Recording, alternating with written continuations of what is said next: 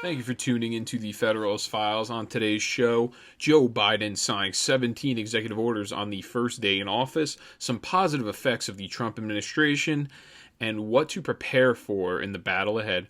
But first, check out this video. Project Veritas on the case once again in Twitter.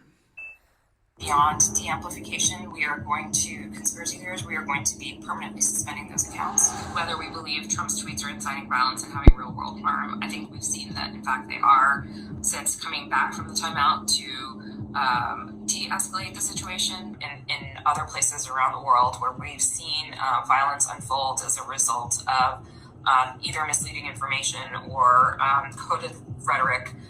So a lot of our learnings here have come from other markets. So in that sense, we do feel like this is our global approach. We need to be very focused on being able to enforce any of these policies or enforcement decisions we make at scale. I think long term we want to be in terms of building trust and enforcing policies consistently and providing adequate notice before we take a very aggressive step like a permanent suspension. There's also been a lot of questions about retros, of course we're going to do a retro. I mean, we're in the midst of a retro around the election generally. This will be most definitely folded into it. I think what we saw Wednesday morning was really concerning to us, obviously. So a small team gathered from Trust and Safety. We were discussing the potential for violence to happen, and we decided to escalate our enforcement of the civic integrity policy and use a label that disabled engagements to stop the spread of potentially inflammatory content, which is the content around election interference, election fraud, stealing the election, that type of thing. Conspiracy theories, we are going to be permanently suspending those accounts. So once again, James O'Keefe, Project Veritas, they were able to obtain some footage from inside a conference call at Twitter. They infiltrated the organization. From what it seems like, she's talking about de-amplification. So there's an admission now at this point that there was de-amplification of the voices that they disagreed with on Twitter. She talked about retros, which I explained in the last episode. It's retroactively looking at what people posted on Twitter and suspending them or permanently deleting them from Twitter. Permanent suspension or expulsion, which then she talked about at the end is conspiracy theorists as well. And then she said this is going to be a global effort. We're going to be doing this globally, which is it's a little troubling that we have some organizations, some companies that are actually stronger at controlling the narrative than our own government is. They're actually stronger than our government, and right now they are the arm, the enforcement arm of thought in our country, and maybe even globally. From what she said globally they're going to be looking at conspiracy theorists and they're going to kick them off. Essentially, we have these, and I think her name is let me see, I think it was Vijaya Gad, and she is the legal counsel there. She's kind of the head over there, I think, from what I understand, because she was on Joe Rogan's podcast about a year ago, and they talked about all of these shutdowns on Twitter, and they were questioned. They were pretty much, their feet were put to the fire by Tim Pool, and they really did not have any answers for him. Why'd you shut down this account? And Tim Pool is a liberal, so he goes, why'd you shut down this conservative? Why'd you shut down this conservative? They have no answers. And they want to regulate the discourse online. They think that the regular people are so stupid that they cannot view things for themselves and find fact from fiction themselves, that they have to look up to their Twitter overlords and their overlords at Apple and Google as well to rely on them to tell them what is the truth and what isn't the truth. And that is all subjective in the eyes of the tech oligarchs, what is and isn't true. If you notice some of these third-party fact checkers, when you go to click on the disclaimer, it'll usually come up with, it won't even come up with a false. It won't say this statement's false. It'll say this statement is out of context, which doesn't really necessarily make it false.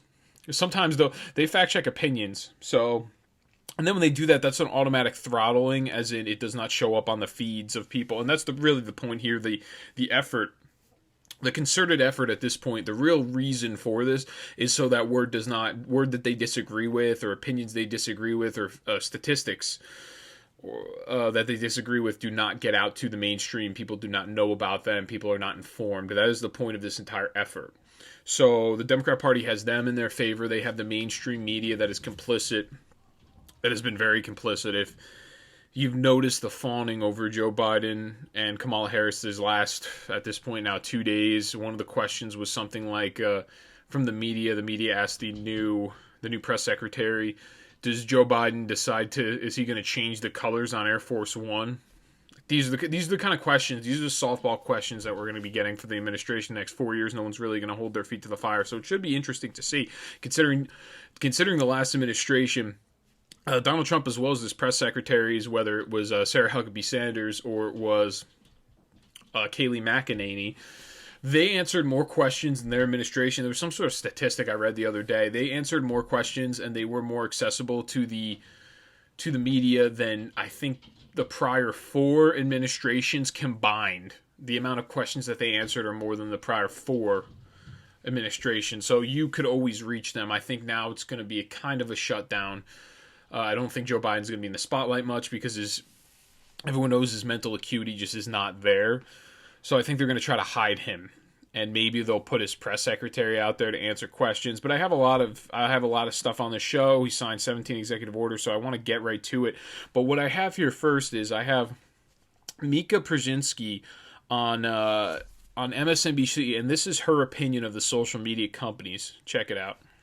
To Joe Biden by Twitter and Facebook, all you've done is shown just how impactful everything that you've been doing so far has been in terms of spreading disinformation.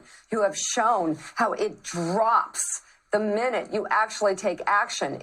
You have shown that you should have done this a long time ago, and perhaps there wouldn't be people dead. Perhaps there wouldn't be people following false scientific information about the coronavirus. Perhaps there wouldn't have been some sort of insurrection at the Capitol that was promulgated all over your sites. Perhaps there wouldn't be so much hatred and disinformation. I mean, really, honestly, the leadership at Facebook is pathetic. They're Sheryl shameful. Sandberg, Mark Zuckerberg, you guys are pathetic. You make absolutely no reason about your actions. You could have done this a long time ago. You decided to do it now. I wonder who's going to be president now. Maybe this will make him happy. No, you've just shown him why you need to be shut down. You need to be shut down. Nobody needs what you have to offer. You have destroyed this country, and quite frankly, it's still happening right now. Seems like Mika Brzezinski, she may hold actually the same resulting opinion of other conservatives out there. They think that these media corporations, these social media platforms should be maybe shut down, or they should be regulated to an extent where you allow the free speech and the discourse that should happen in a free country. Now, the way in which she got to it, she reached her conclusion is something that is antithetical to a free country. What she's asking is, and this is what the Democrat Party has also asked through tweets, they've sent tweets out. They also, when they had their committees and on Capitol Hill, and they spoke to Zuckerberg and Dorsey, I think also the Google guy too. I don't remember his name exactly. They said the same thing. Oh, why aren't you guys regulating more speech on your platform? Why are you're going to become liable? We're going to make you liable. You need to regulate more speech. You are now somehow connected and responsible for things that people do based on if they were on your website reading certain things specifically. So what they're asking for on the left side is they're actually asking for more shutdown and more suppression of speech, whereas the right side, we're asking for the allowance of our speech. So I think the right is kind of calling for much more of, not a regulation, just an allowance to allow people to say their opinions as long as they're not inciting violence and they're not committing any illegal acts. And they should not be getting shut down for just having an opposing view or an opposing opinion. And that's what I'm having, like right now on Facebook, for example. I can't post off of my page. I'm having issues because they have me, like I said, as a spammer, which is weird because the last time I posted was maybe 7 o'clock this morning. So at this point, it is 7. It is a full 12 hours, and I can still not post. I'm still not allowed to post to the individual groups of conservatives that I'm in. So that they're doing that. It's a concerted effort, and it's an emphatic effort too. They're elated. They are enthusiastic to shut down dissent.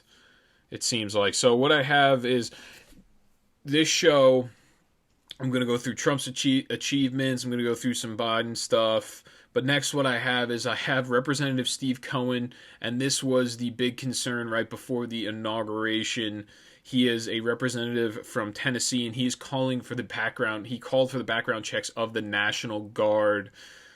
Check this out. You know, I was thinking the Guard is 90 some odd percent, I believe, male. Only about 20% of white males voted for Biden.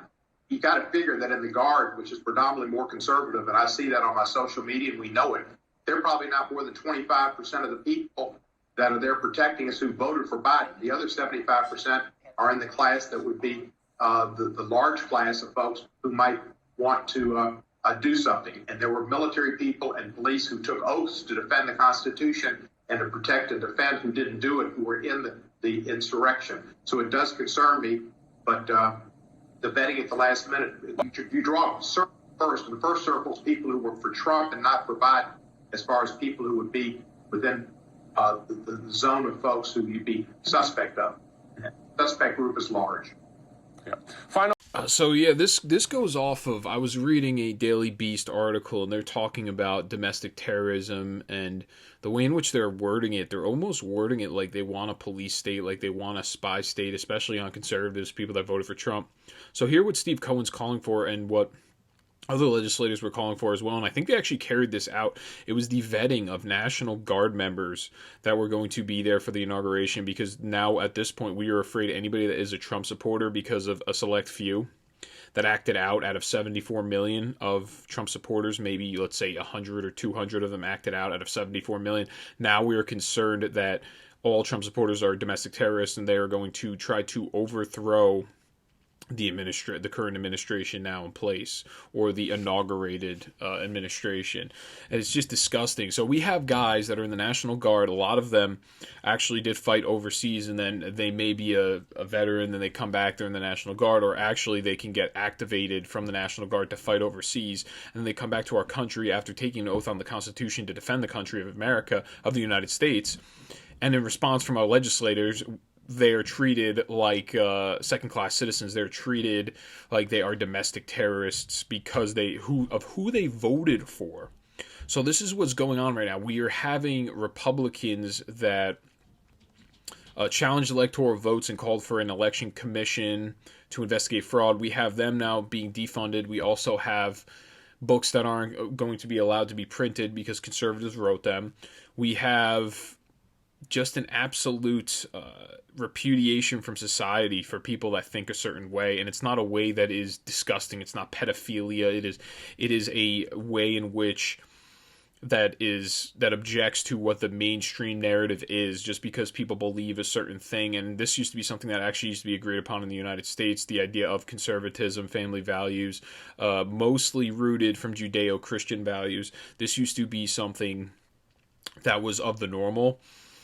And now it seems like this is taboo, and it is, you are a conspiracy theorist, or you are an extremist, or you are on the fringe, or aggressive in your views. So that's currently what's going on, and this is why my very first video I came out with, it was the U.S., I think it was my first current event video, it was the U.S. will not unite behind Joe Biden, because even Joe Biden, when he gave his inaugural speech, he was talking about white supremacists, and then at the very end he talks about uniting. He pretty much is sitting there calling everybody that voted on the other side white supremacists, and then after that he's saying, oh, but we need to all unite. And I'll explain to you why. Now, and you'll see as I go through these achievements from Trump, as well as the Biden, the 17 executive orders, what we're looking at is we do not agree on anything. And this was the very first video I put out. The right, we believe in, we believe that you have the right to choose education-wise. You have the freedom of choice. The left believes that you should be stricken to whatever school district in whatever area you live in. You should not have a free choice to select a private school. You should have to be forced to go to a crappy public school that is ineffective and inefficient. The right believes in defending their own family, having the right to bear arms to defend their family. It is their responsibility. The left believes, no, you do not have the right to bear arms, and the responsibility to protect your family will just let the state do it for you. When the state average call, when you go to call a police officer, you know the average response time is 4 minutes. A lot can happen in 4 minutes. And people that I know in law enforcement, if you listened, you know a lot can happen in 4 minutes. So we're much better off being able to protect ourselves and have the responsibility and be able to carry out the responsibility of protecting our families. Now, people on the right, conservatives, they believe in low taxes, less regulation from the government. The left, they believe in high taxes, more regulation from the government. The right, we believe that human life is created at conception, whereas the left, they do not believe that. They believe that you can kill a child after they come out of the womb. Reference, i.e., Ralph Northam of Virginia, when he stated that. Like, they play God. Oh, well, we'll make the baby comfortable, and the doctor and the mother will go into the other room and talk about it, and then we'll figure it out, and we'll do it nicely. So the right and the left, and the right at this point, we believe in free speech, we believe in freedom, we believe in constitutional values and principles, and the left does not believe in our free speech. They don't even want to defend our free speech at all. They're going through this social justice warrior mentality that's being used as a Trojan horse to take away the freedoms of other Americans, their opposers, that they have now deemed as racist and white supremacist. The things that people are worried about that are on the liberal side are just outrageous. The things that that the mainstream as well as the Democrat Party have gotten them tricked into worrying about. Here's another thing. The left thinks that boys that identify as girls should be able to go in the women's bathroom or the girls' bathroom when they're even in school. They're going to force. That's another executive order that just came down. I just saw another executive order that literally just came down when I was playing that video. I got a message about it. I'm going to pull that one up. That one is, if I can remember it.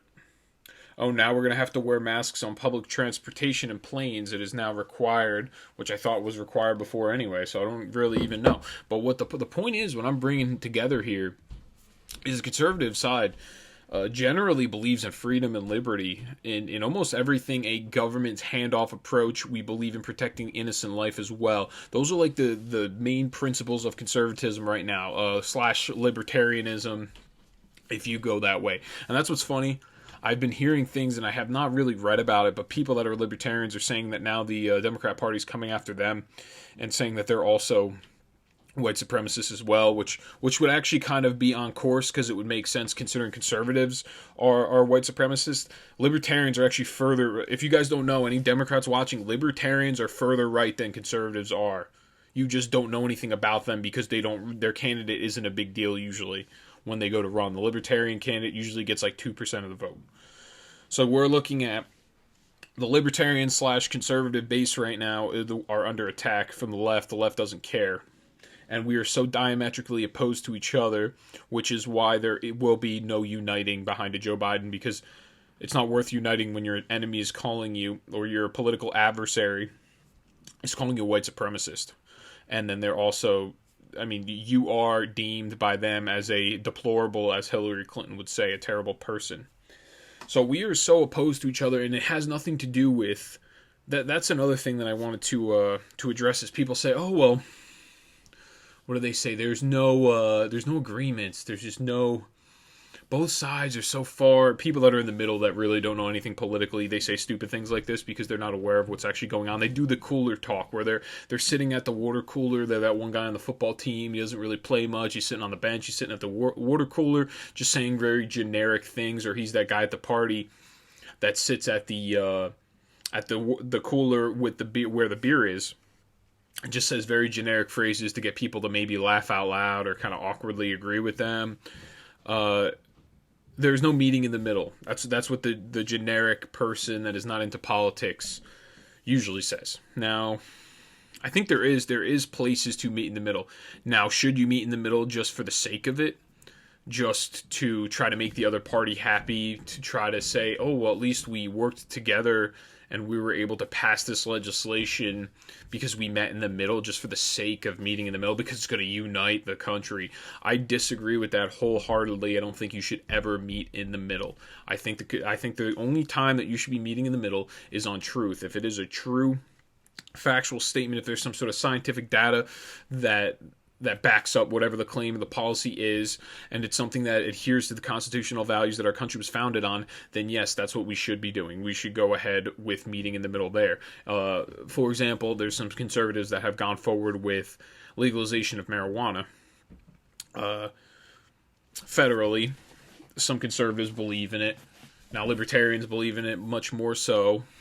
That's something that, in the opinion of the conservative that wants limited government and doesn't see marijuana use is like such a net bad or a net negative to society, considering drinking alcohol is legal, they see that in the case, yeah, we can meet in the middle here. This is something that we feel some sort of truth towards what you're saying here.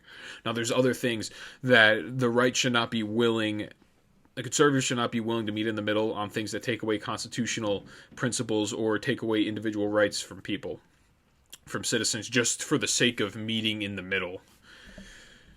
And that's something that it should be mainstream in the conservative movement. Now, conservatives probably feel that way, a lot of them. The Republicans themselves, the establishment, they do not feel that way. They don't care. They'll meet in the middle as long as they still get paid. And the Republican establishment is probably the reason that there's talks of a third party right now, is because they have been so ineffective in their governance. Even the 4 years that they had of power, or the 2 years even in the legislature they had of power, they really did not push any conservative principles. A lot of the conservative principles were pushed through the presidency through executive fiat, which now are all going to be repealed through executive fiat, and that's the reason that executive orders are horrible. They're, in my opinion, they're unconstitutional. I don't even like them. I don't like them whether they're coming from a Republican or a Democrat. It does not matter to me. I do not like them. Other constitutionalists also hate executive orders. It also creates an instability for the country, because if you have a consistent change in policy every single 4 years,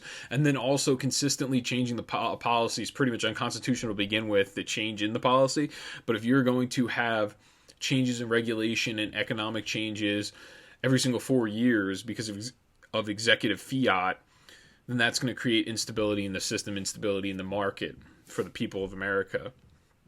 I don't really know where to go from here. I don't know what we're going to do in the near future. I think I am very I've always been on this show, it seems like I've always been pretty positive. I try to keep it as optimistic as possible, just because I think that the yearning for liberty and freedom far surpasses that of trying to take away freedoms or authoritarianism, especially in the United States. I think that good always conquers evil. I think that freedom will always conquer authoritarianism or totalitarianism, especially in the United States of America. Just the values that we're founded on. So that's why I always seem positive. Maybe some of you guys are down in the dumps right now, considering the new administration. You're hearing all the things that are coming down the pike in the future. Yes, it is bad. Don't get me wrong. I'm not happy about it, but I think that freedom, I think the fighting for freedom and that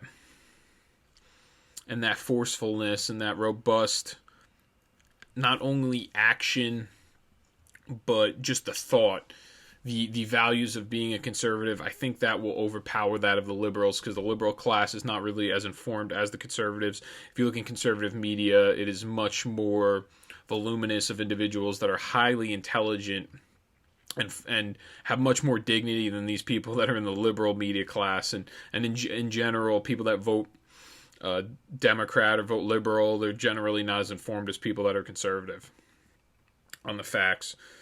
And folks, some examples of this too as well, coming from the liberal side, of how we are so diametrically opposed. We're looking at the idea of these sanctuary cities, the idea of Second Amendment rights being taken from you in New Jersey in particular, New York, California as well. Those are all things that are non-compliant with federal action, the federal government. We are looking, the sanctuary cities, once again, I said. So the idea of the whole secession thing coming from the right, when it is said, the left labels it as crazy. or extreme. And it seems like the left, a lot of the states that are in the union that are Democrat voting, ran Democratic with a Democratic government in general as the majority. Those are the states that are non-compliant to federal rule and law.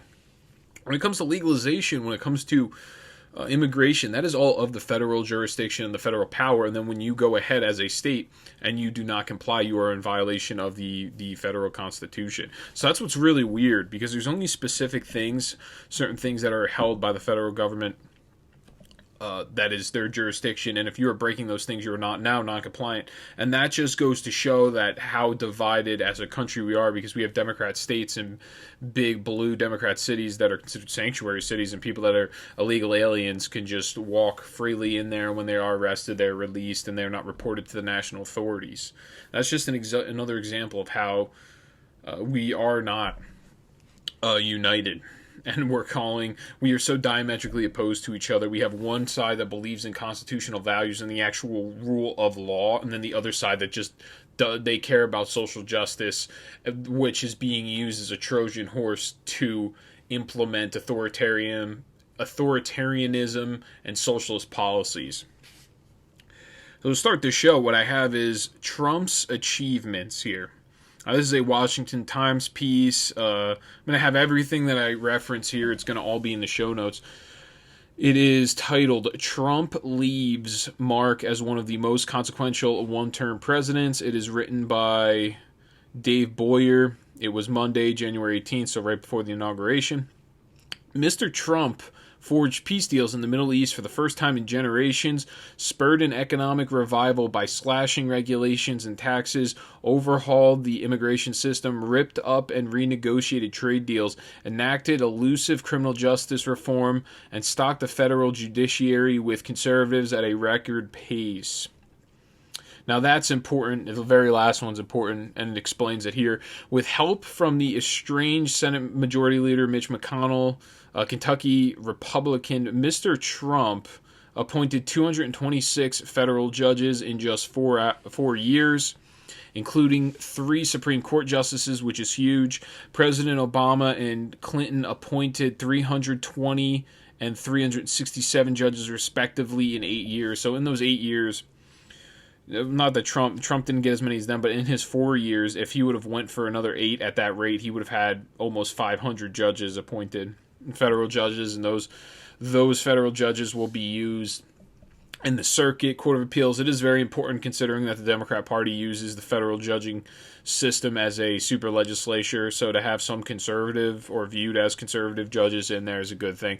While Mr. Trump's impact on the Supreme Court gets most of the attention, his influence on the 13 federal appeals courts is even more important. The president appointed 54 appeals court judges, one fewer than Mr. Obama's total of 2 terms.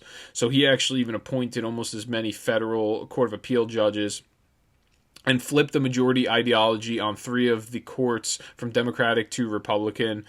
One step below the Supreme Court, the federal circuit courts more often play decisive roles across a broad range of policies, including employment law, environmental policy, and limiting the authority of the bureaucratic state. Really what the appeals courts do is they're right below the Supreme Court. If it doesn't work out in the appeal court and you can appeal it, it'll go to the Supreme Court if the Supreme Court decides to take the case. That's all up to their discretion. Sometimes they'll kick it right back down to the appeals court, and then they'll just go with whatever decision was done there, and that would now be implemented as like the law or the policy. So, Mr. Schlapp, we're talking about Mercedes Schlapp's husband. I don't know exactly what his name is, but he states, and I quote, "Increasingly, the Supreme Court has been as the ultimate economic regulator, and picking constitutionalist judges really chilled that activity, which is one of the greatest impacts on the economy. Entrepreneurs want to make investments. They can't make investments very well if judges in a mercurial fashion are the regulators." So essentially, appointing these judges also helps the economy, because if you want to go through with environmental law or corporate law, they also have decisions there in civil law that would open up much more free economic freedom rather than more regulation. Now, by cutting taxes and reducing the regulatory burden on small businesses, Donald Trump's policies helped reduce the unemployment rate to a historic low 3.5% in February before the pandemic hit. Trump's allies are concerned that President-elect Joseph Biden, working with Democratic, at this time, President-elect, now President Biden, working with Democratic majorities in the House and Senate, will move quickly to raise taxes and impose more red tape. Trump also embraced the pro-life cause completely in words and actions by issuing numerous rules and regulations through agencies such as the Health and Human Services Department, aimed at protecting life and redirecting funding away from abortion providers. Tommy Binion, Vice President of Government Relations at the Conservative Heritage Foundation, said Mr. Trump's support for life is more than symbolic. He states, and I quote, "The life cause is an effort to win hearts and minds and change the attitude about abortion for everybody in this country. And things like the President of the United States showing up at the March for Life, those are important inflection points in that journey." I think he's the very first president to actually do that. March for Life is a pro-life rally that they hold every single year. I think this year they're not holding it because of COVID-19. Now, the big thing here is he's been very pro-life, which has not been seen in a Republican president in a very long time. It's also something that's not even been seen in Republican candidates. Mitt Romney was like a fake pro-lifer. Trump did not really run on pro-life, but I think the more and more he started to see the way the conservative side thought and worked, I think he kind of moved further to the right, actually, once he became president. When it came to working with Democrats in Congress, Mr. Trump mostly failed, with notable exceptions such as the First Step Act on criminal justice reform and the revised U.S.-Mexico Canada trade agreement. He gave into huge spending increases pushed by Democrats, including trillions of dollars in coronavirus relief in the past year. So when it comes to spending, Trump didn't do that great of a job. And that's just a conservative viewpoint there. Other people, liberals, probably like spending, so they probably didn't really care about it. But conservatives actually care about spending because we want to cut that down, because we don't want to pass on all of that debt to our future, our grandchildren, our children. Now, what I forgot to mention, and this is something that's probably going to happen, I believe it's called the Hyde Amendment. I think Trump made it so that Hyde Amendment, they're going to try to repeal the Hyde Amendment. The Hyde Amendment is so taxpayer-funded dollars cannot be used towards abortions. Now, money through the taxpayers is still being sent to Planned Parenthood, but it's not supposed to be allocated towards abortions. But at the end of the day, it still is. If you take a bucket of water and you dump it in a giant pool, if you told me, hey, where is the composition of that bucket of water, you would have no idea. It's just now part of the pool. So once you throw money into the Planned Parenthood system, they allocate, they move around funds that they would at once use for pre-screenings, or they would use to give, I don't even know what they would use it for, but funds that they would use for procedures for women that are not abortions, they would just move those to abortions, and then they would take the money that the government gave them, and then they would just pay for those other things. So it's just allocating of money. They just move the money around, essentially. But it's the principle. I think that might be, the Hyde Amendment might be repealed. I don't know if it's called the Hyde Amendment or if it's the Hyde. I think it might be called the Hyde Amendment. I'm trying to figure it out. Yes. It is called the Hyde Amendment. So funds do not pay for abortions except it's to save the life of a woman. That's the only time where it will. Or if the pregnancy arises from incest or rape. I think this is something that's going to be repealed by the Biden administration. Another thing that Trump also did to stop abortions abroad, where we were actually paying for abortions in Mexico, and I don't really understand why we were doing that, but that was another thing he cut off, because that must have been another administrative or an executive order action from Obama. It's amazing. We're using our taxpayer-funded dollars to pay for abortions in other countries, because we just love life so much. In America, we're just such a Judeo-Christian country that we really we cherish life that much. So another one here, I have an article from the Epoch Times by Lee High. It is titled, It's Pence stating, proud of no new wars under Trump administration. So that's another positive here. I'm going to explain why it's not going to be so positive now. The White House recently released a statement titled Trump Administration Accomplishments. The statement boasted the colossal rebuilding of the military, including created the sixth branch, the Space Force. The statement also detailed how the Trump administration advanced peace through strength by withdrawing from the Iran nuclear deal, conducting maximum sanctions on Iran and North Korea, bolstering peace in the Balkans, and measures to confront the Chinese Communist Party, among other things. Now, the closest the Trump administration came to war was in January 2020 when Iran fired missiles at 2 Iraqi military bases that host American forces in retaliation to the killing of General Qassem Soleimani, a major general of the Iranian military, and by the way, also responsible for the deaths of thousands of our troops.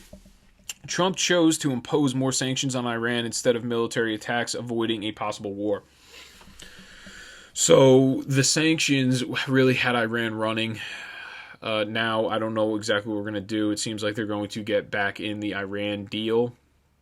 The Trump administration, the Biden administration is going to go ahead with that. And then I've also heard there was a bombing recently in Baghdad, killed 32 people. And I just read that article. I'm gonna cover it this weekend. Today I just read an article talking about how we might get back involved in the Middle East, which does not surprise me, and I'm going to explain why. Because the reason for this is we were at that time, and if you remember, I covered this before, the defense bill that Trump vetoed. The reason he vetoed it had a little bit to do with the pay. He wanted a little bit more for the military. But the real reason that he vetoed it is they have to create now a commission, or the Congress has to create a commission to allow him to pull the troops out of the Middle East in this defense bill. That's what the defense bill entailed. And Trump thought that was just a horrible idea, because then it just keeps our troops sitting in the Middle East. And that's what it seems like is coming in now with this new administration, which is very weird, because from what I understand, this was actually bipartisan. This was a agreeable bipartisan issue, the idea of starting wars in the Middle East, just because we spent so much time over there. Why is it that we are so willing to go back and fight in the Middle East once again, and activate more and more troops and mobilize more over there? Is it the military-industrial complex? What is it exactly? If this comes through in the next administration, I'm trying to figure out if the liberals have any principles left of what they used to.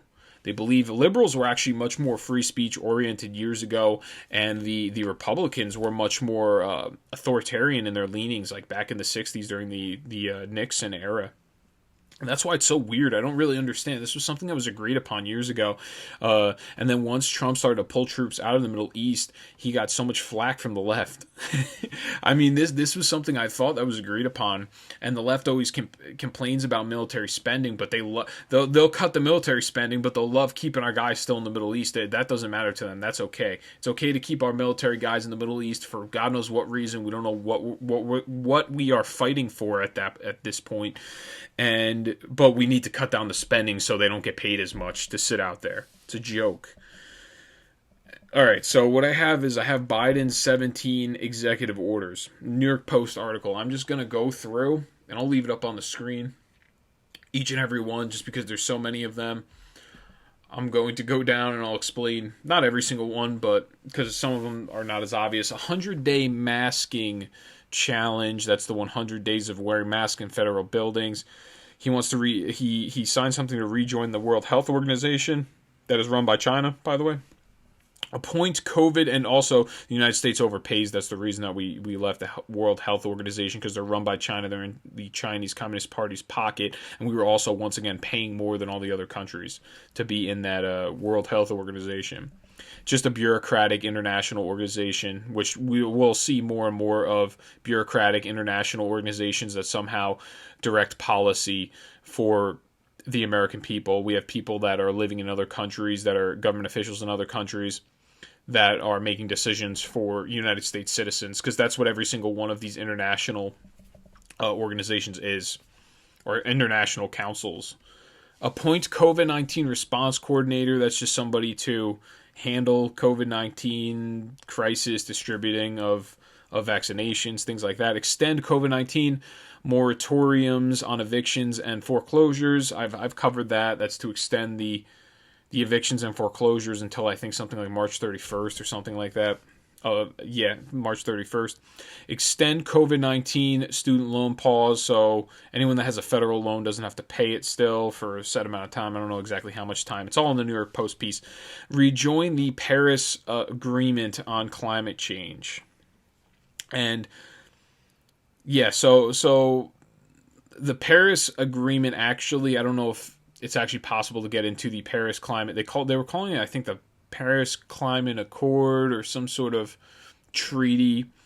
Technically, it is not a treaty because it wasn't passed through the Congress. It was kind of an executive action, so it does not really hold any power, or it's not really a law. It's more like a mandate, so it's kind of weird. It's just more for optics, I think.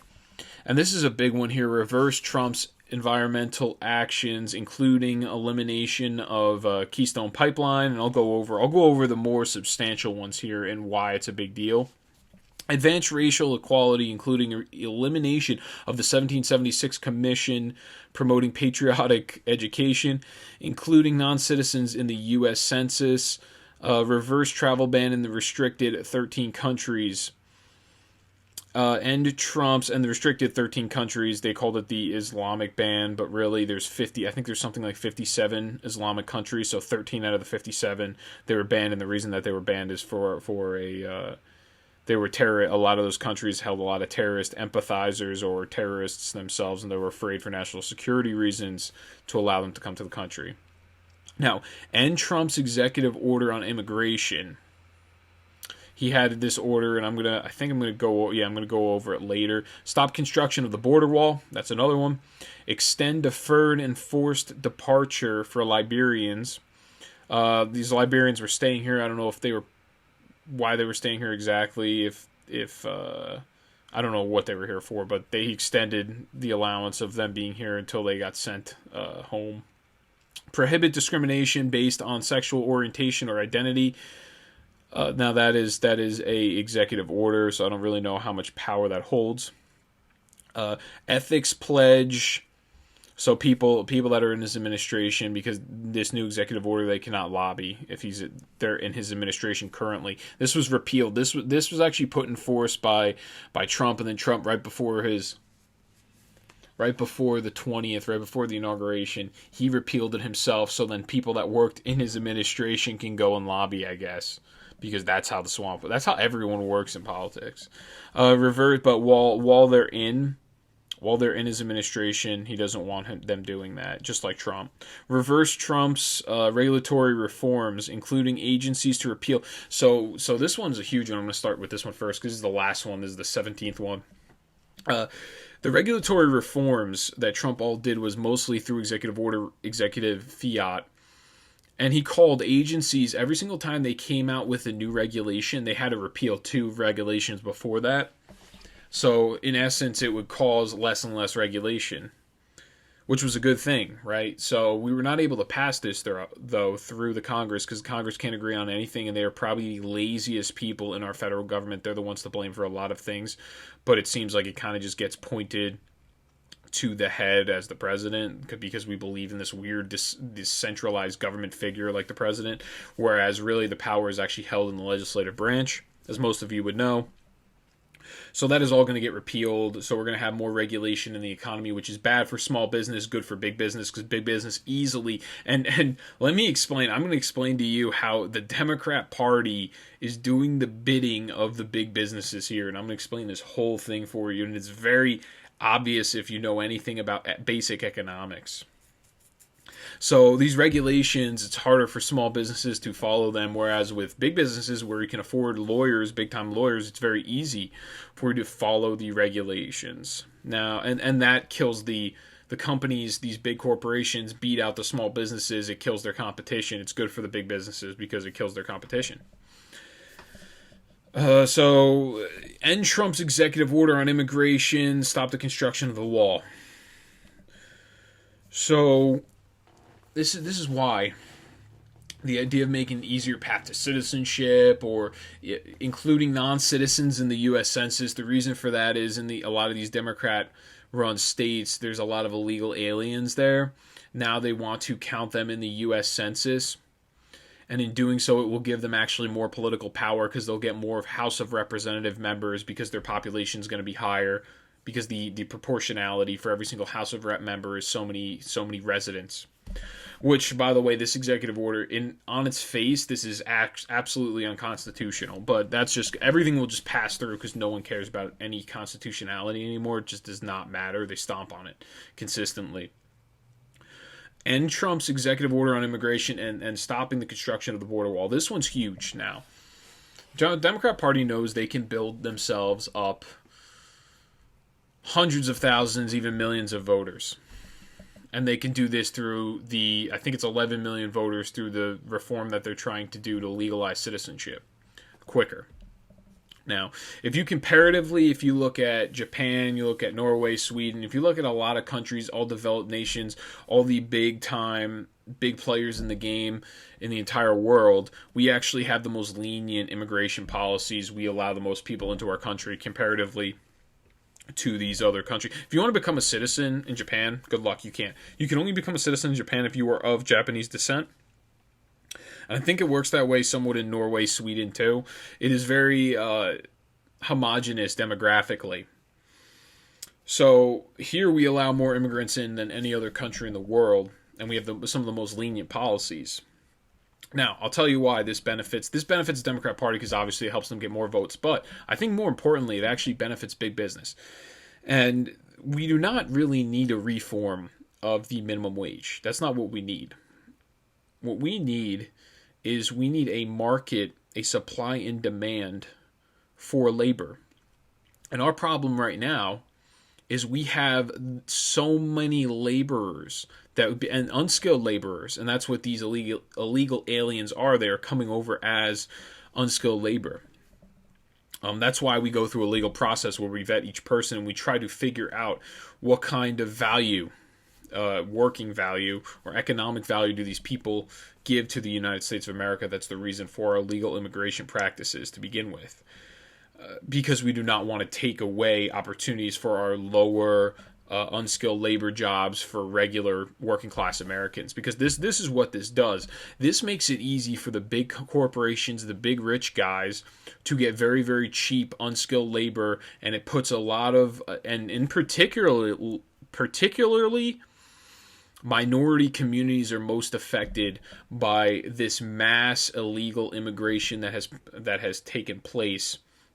And in the future, they will be affected negatively by this policy. It is pernicious because we have the federal government doing the bidding of these big corporations, these big companies.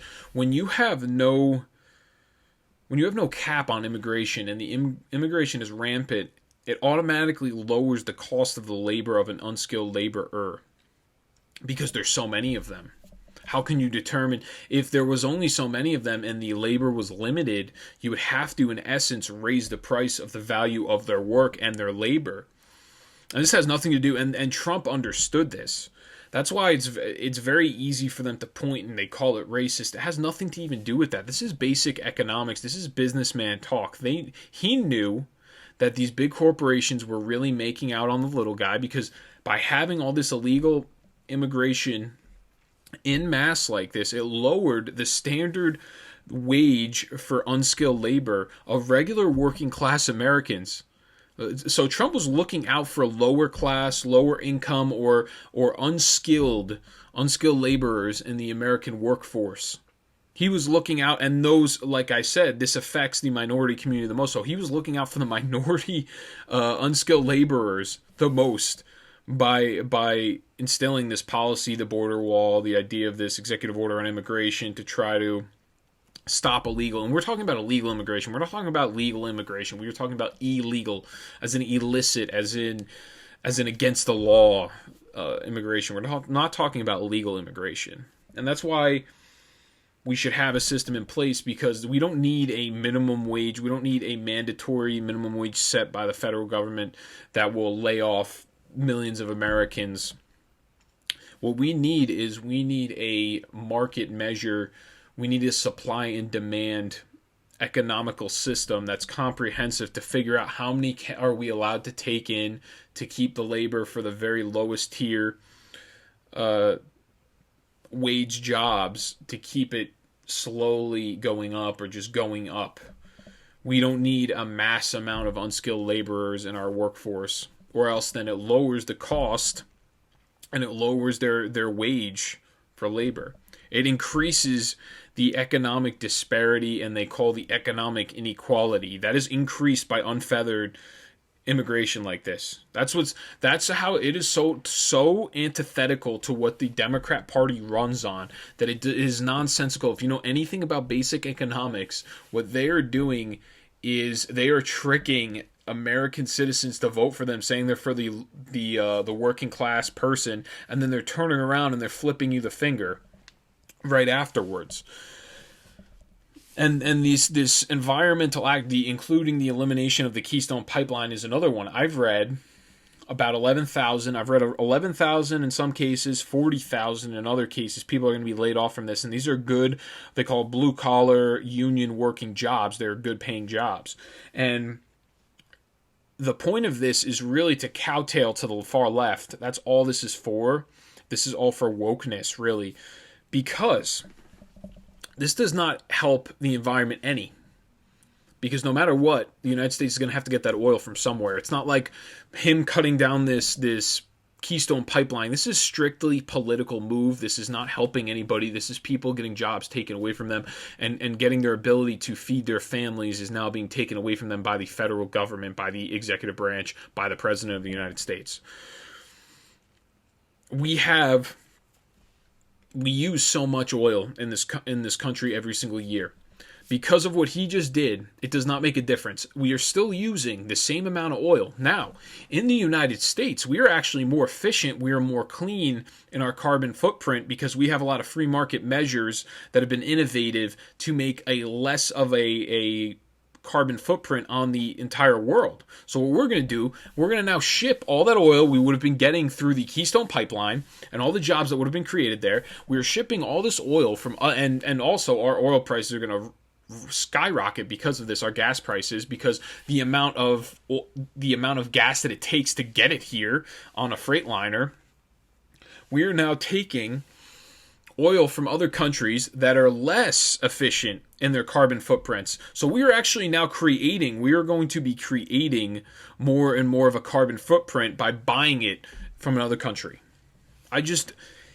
That is a cowtail to the left wing. That's all that is. That is a strictly political move. There is nothing to benefit from that. Anyone that thinks that they can argue against or for what Joe Biden did, then you must live in a fantasy world where we don't use oil for anything. This desk that I'm sitting at right now, we have a desk. It's laminated in oil.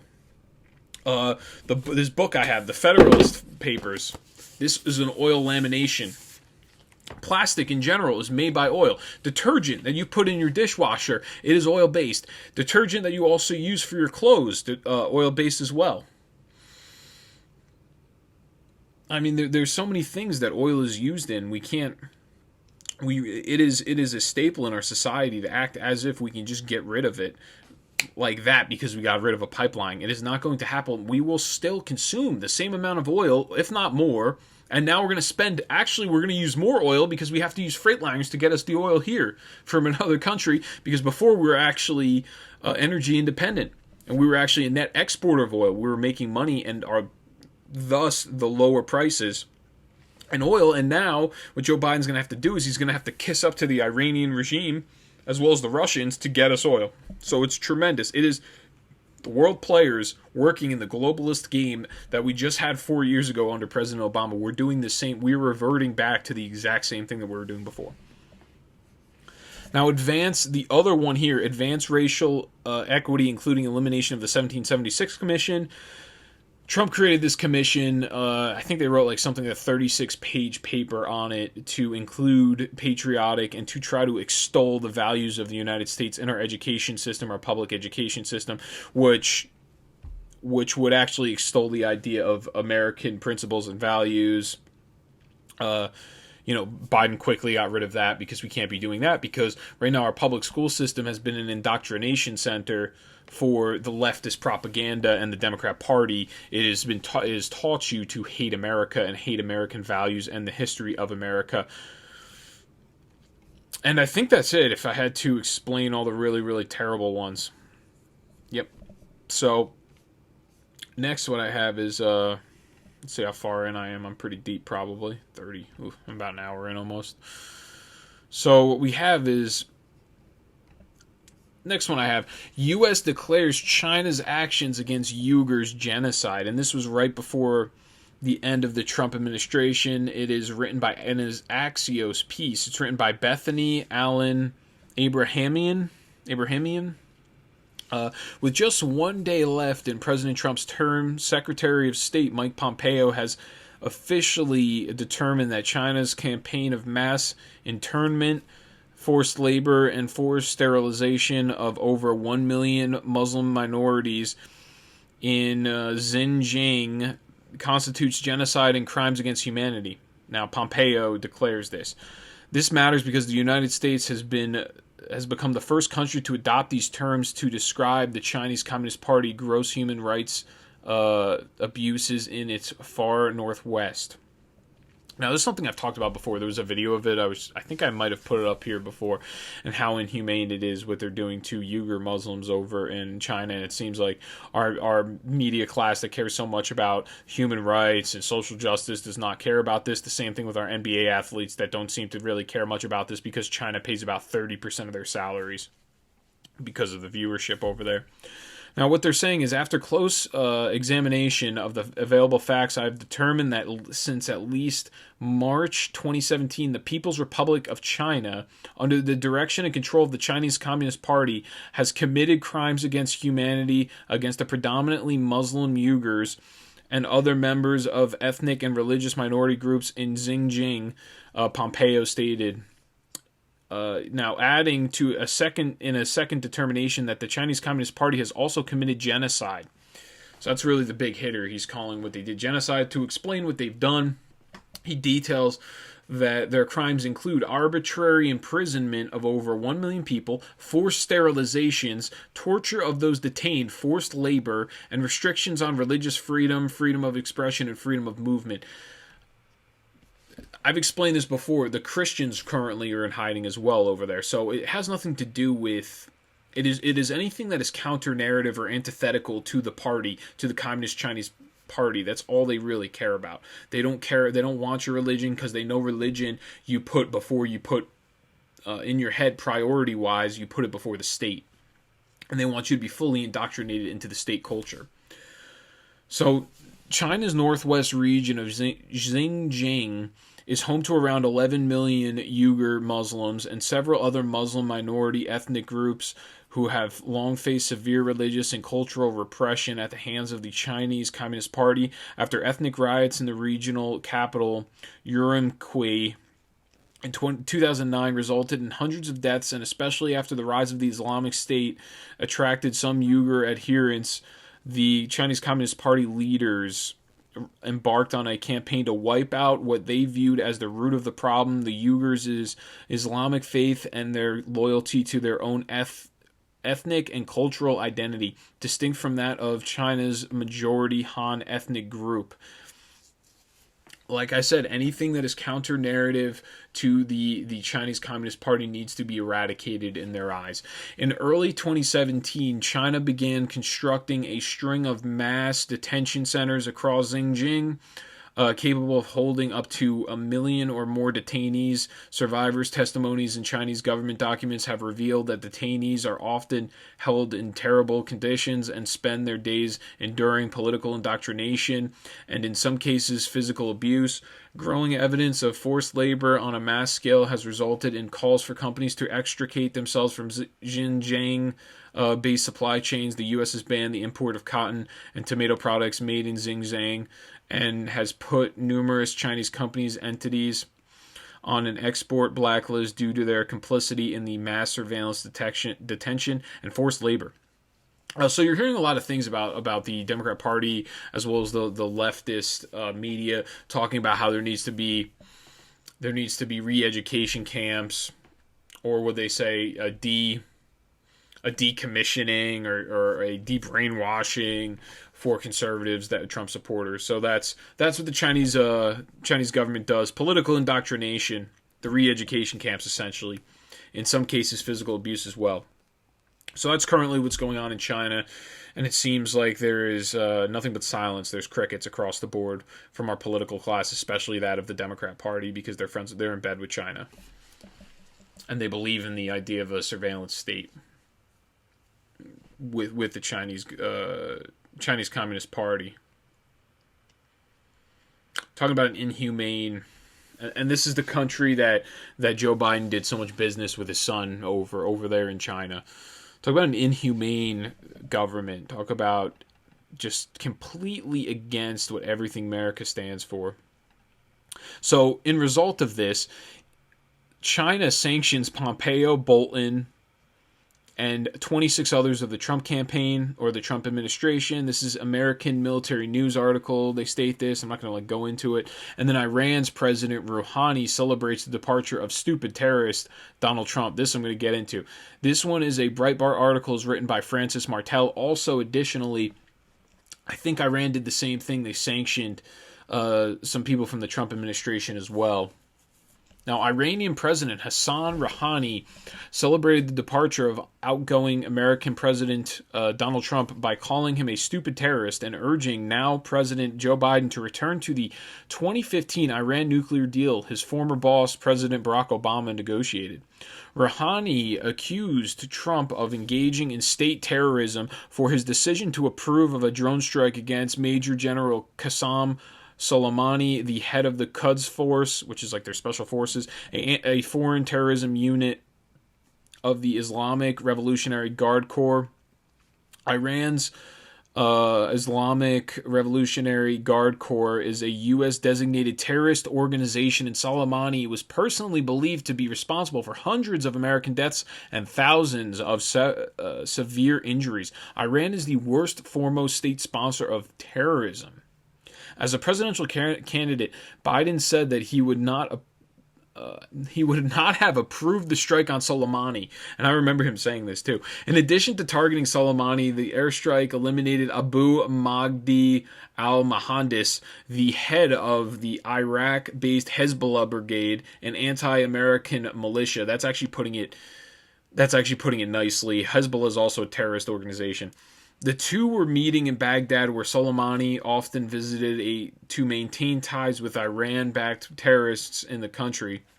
In his remarks Wednesday, Rouhani, which is the president of Iran, defined the attack on Soleimani, not Soleimani's years of violence, the true terrorism, and expressed hope Biden would revert to policies more friendly to Tehran.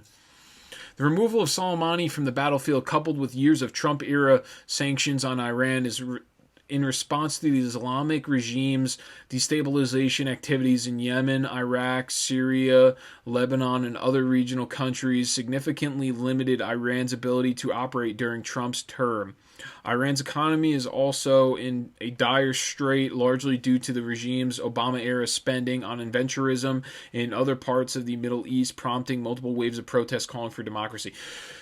So try to put this in terms. The reason that they had all this money, Iran, to attack us and partake in terrorism is because of the Iran nuclear deal, where we handed them, I think, something like $400 million, and then we also handed them $1.3 billion on top of that for a couple refugees over in Iran.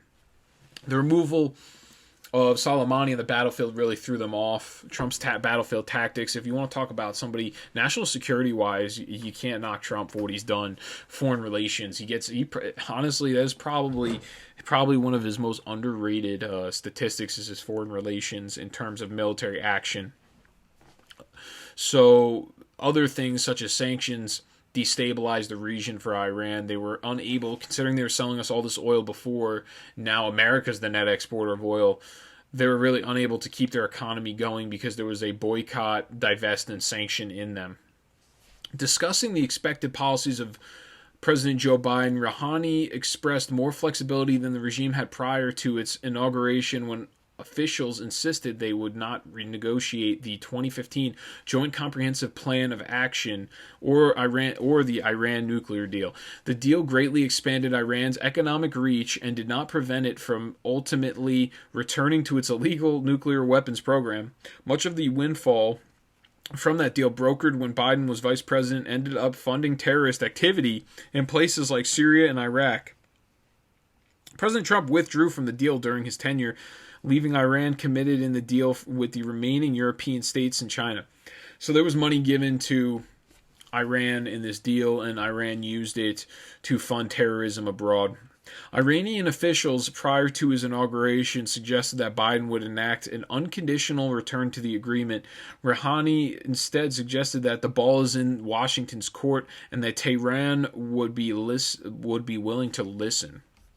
Now, to punctuate the end of the Trump era, Iranian officials announced sanctions Wednesday against several senior Trump administration officials, including Trump himself, former Secretary Mike Pompeo, as well as John Bolton. The individuals sanctioned, meaning they are limited to traveling to and doing business in Iran, appear on the list for committing terrorist crimes, promoting and supporting terrorism, and for violating basic rules and fundamental principles of international law, the Iranian Foreign Ministry claims. So it seems like they're really pissed about what Trump did still to this day. And I think it has less to do with Soleimani's death, and it actually has more to do with the divesting, the boycotting, and the sanction of Iran, which really killed their economy and left them in the dumps in a serious depression, which they soon will probably now be taken out of because we just decided to shut down the pipeline in the United States. Now we're going to have to go to Iran for oil.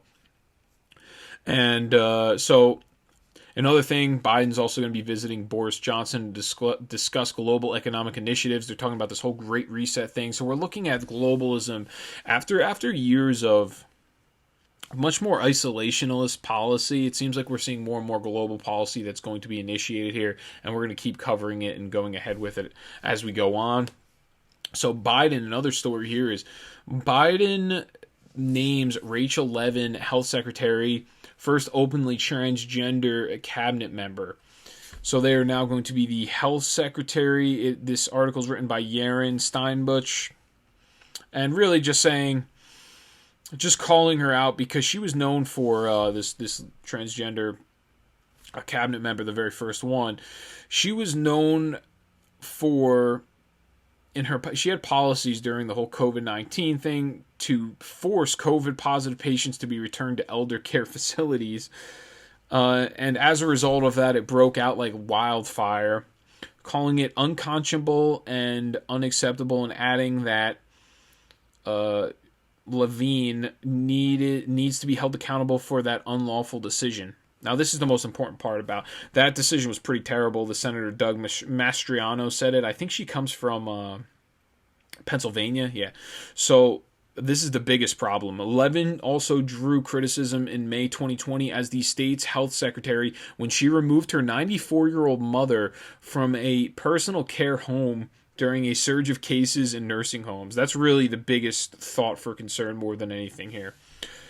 I mean, and then also we have somebody that's in a subgroup of transgender individuals that has some of the highest suicide rates is now going to also be our health, what do they call them, the health secretary somehow. So next what I have is groups, and this... Now, in this article, it is a political article. They're talking about how there's been some integrity. You know, Joe Biden, he has these different institutions. He has the initiative that he set up for his son Beau that passed away. It was supposed to give money to this, give money to that, but they don't go into particulars about a Politico, and this is what the mainstream media does. They say, oh, well, he has this initiative. It's nowhere near as big as Hillary Clinton, because Hillary Clinton's foundation is unbelievably corrupt. So here they're trying to just allude that they're not as corrupt, and they only take money from certain companies, and they raise this much, but they don't really talk about where the money went and where it was spent. I actually covered this in one of my very first videos. It's a Daily Mail article I have up here. Everything's going to be, once again, in the show notes. It's titled, Joe Biden's Cancer Charity Spent More Than $3.7 million on staff salaries, but distributed $0 towards research grants over 2 years. Tax filings reveal. So the Biden Cancer Initiative did not distribute any money towards research or provide grants during its first 2 years, tax filings revealed. They had 4.8 million contributions and grants, investment income 3,000, total revenue was 4.8 million. Okay, so the charity spent money on staff salaries. It spent 3 of the 4.8 million, 3 million of it was on staff salaries. Other expenses included another 1.7 million. So their total expenses at the end of the day was 4.79 million. Okay, and their total revenue was 4.813 million. So essentially, the amount of money that was able to be given towards this cancer research for them was, I think, $20,000 once everything was said and done. So this was just a giant payout for people that used to work in the Obama administration. I explained this. Gregory Simon, the Biden Cancer Initiative president and former Pfizer executive, reportedly received $429,000 during the 2018 fiscal year for his work. Simon also spearheaded the Obama administration Cancer Task Force, was paid nearly double his 2017 earnings, which were $224,000. Daniel Carnival, the former chief of staff of Obama's Cancer Moonshoot Task Force, was paid $258,000. So we gave these huge payouts, and I don't know, I mean, the Biden Cancer Initiative, I can't imagine something like that would be a full-time gig, that you would get paid that much money. I mean, maybe it was a full-time gig, but still, $429,000. At the end of the day, the amount of money that actually went to some sort of charity was around $20,000. Not even, actually. It's only...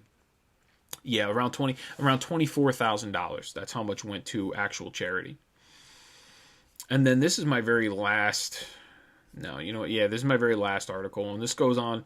Trump extends border emergency until February 2022. This is going to get shot down if it hasn't already through the executive orders, which I think it already has been, by Jack Phillips. It is from the Epic Times piece. The extension, he extends the border emergency from 2019 to 2022. The reason is to make the available funding. Now, Donald Trump is no longer the president, so I guess he moved these certain things, and he said it in his speech, his departure speech, that he set up the next administration the way I guess he would have ran it. So he did all these moves. I think he also did this for optics, his political savviness here.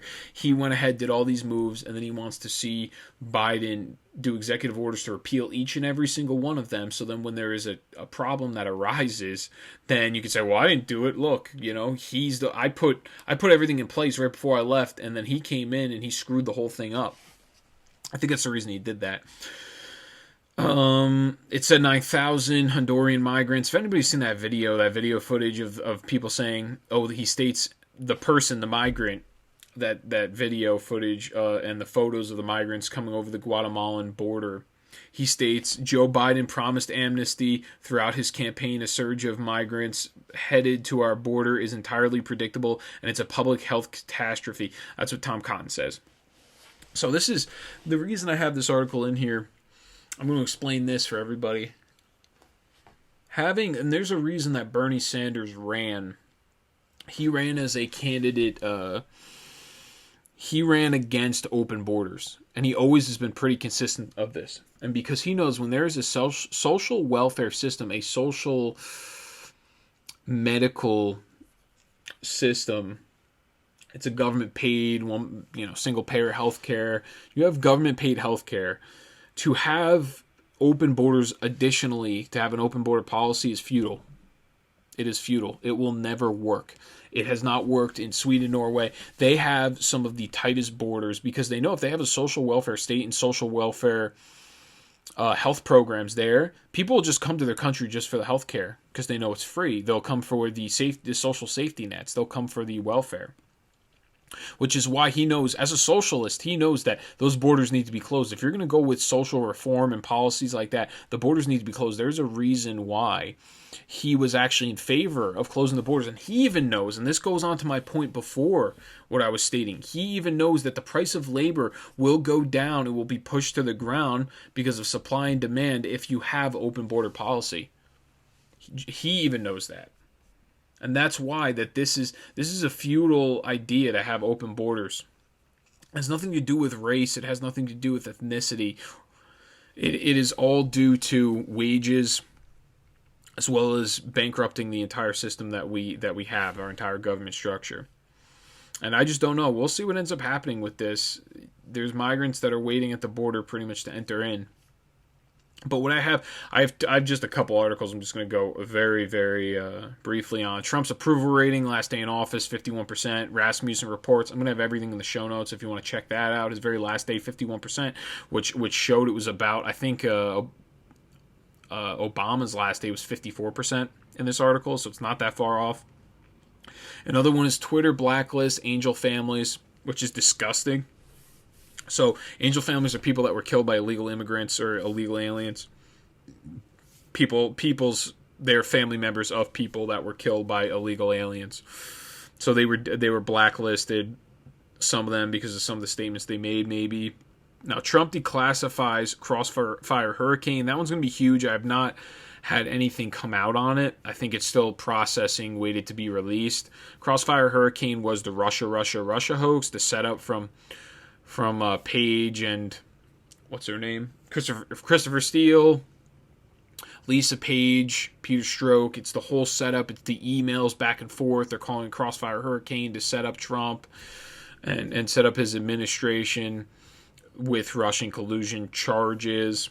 Nancy Pelosi in charge of security on the day of the Capitol attack. That's another one. Nancy Pelosi was actually in charge of the security on the day of the Capitol attack. She got multiple requests for more people, but they were afraid because they said the optics, it would not be good for the optics, so they did not give additional security resources to the Capitol Hill police. So that's another article I'll have up there for everybody. So if you want to read those, check them out. I greatly appreciate everyone for tuning in. If you have any questions, concerns, or if you have some articles that you want me to maybe cover or some current events you want me to cover, shoot me an email. It's going to be in the description below. Make sure you like, share, subscribe. Make sure you tell people about the podcast, because at this point, I do not know how much longer I'm going to be allowed to have a Facebook page or anything like that until they actually just completely shut me down.